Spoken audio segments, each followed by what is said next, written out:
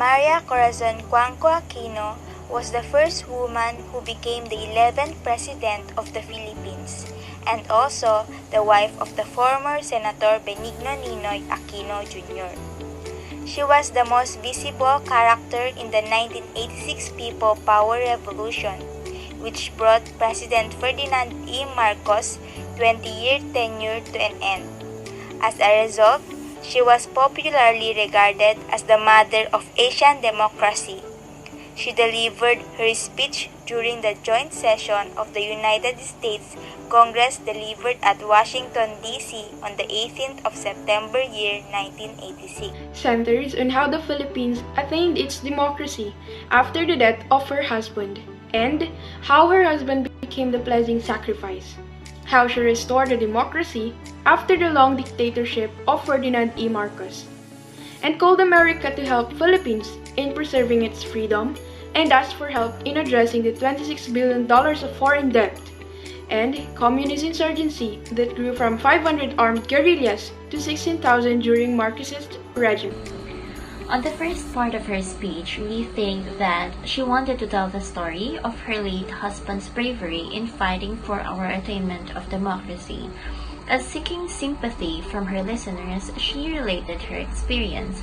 She then returned to the Philippines to bury her husband, former Senator Benigno Aquino Jr., who was assassinated at the Manila International Airport. She was trying to appeal to her American listeners that she was an aggrieved widow. Her husband should not have come back after being warned by Marcos, and he was supposed to return to the Philippines after he got well from his heart surgery in Texas, but instead he lingered on and stayed for 2 years. Number of senators, publishers, together with her husbands, and people who had spoken for democracy was detained. He was being locked in a small cellar and gave him no mercy for many weeks. She showed how painful it was to her and her children to completely lose the foundation of their family. She stated that the death of Ninoy sparked their evolution and the responsibility of offering the democratic alternative had fallen in their shoulder. Aquino wished to seek financial support from Americans in order to aid the country's recovery. In addition to this, Corazon's speech was also intended to publicly declare and commemorate the Filipino people's liberation, as well as to emphasize how Filipino citizens banded together to reclaim the democracy that had been stolen away from them during the Marcos regime. She also boosted the restoration of a fully constitutional government whose constitution gave the utmost respect to the Bill of Rights. Cory talked about the controversial topic of the Philippines' debt amounting $26 billion, which had ballooned during the Marcos preaching. She expressed her intention to honor those debts, despite mentioning that the people did benefit from such debt. Thus, she mentioned her protestation about the way Philippines was deprived to those debts, to the capacity of Filipino people. In my opinion, Ninoy became the eye-opener of the Filipinos.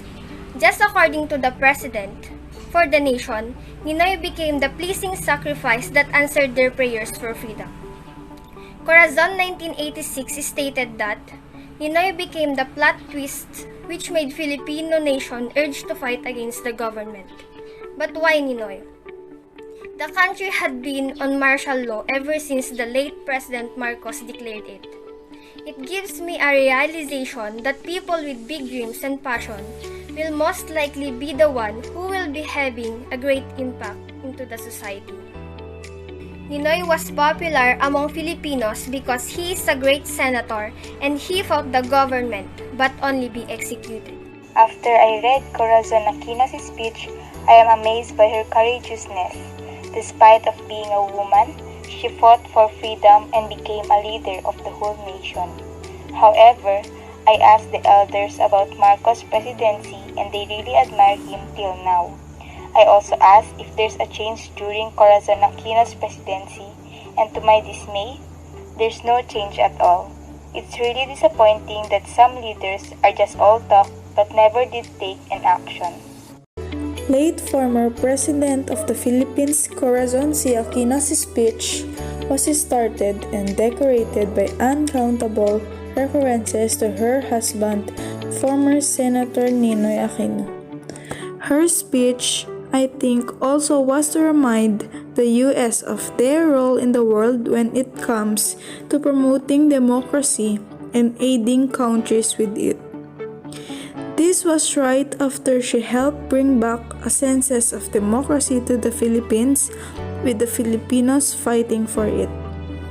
As we have gone over her speech, we also realized that it is a part of anti-Marcos propaganda, part seeking sympathy from listeners, part asking for help from the U.S. from the so-called damage caused by her predecessor, and part pandering to the American listeners.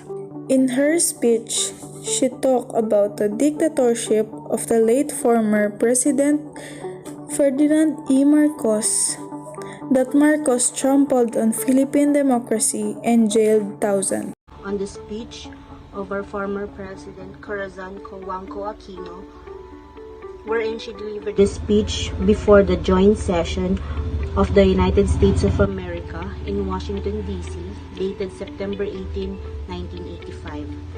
The speech she delivered was emotional, deeply personal, and effective. Emotional and deeply personal because she stated how their families struggle, especially her husband, from Marcos administration. Effective in a way that she was able to sway in her favor the vote for financial aid towards the Philippine, or building the Philippine economy. Personally, I can't conclude any drastic change that happened after her speech. There's still no bona fide social and economic transformation which was mentioned in her speech. The thought of it saddens me, as to those promises still remain nothing but a phrase by politicians today. One thing I can say about her speech is that it was superbly done. Perhaps this is why it is one of the required readings in Philippine history course. It could be the truth, but it does not paint a complete picture.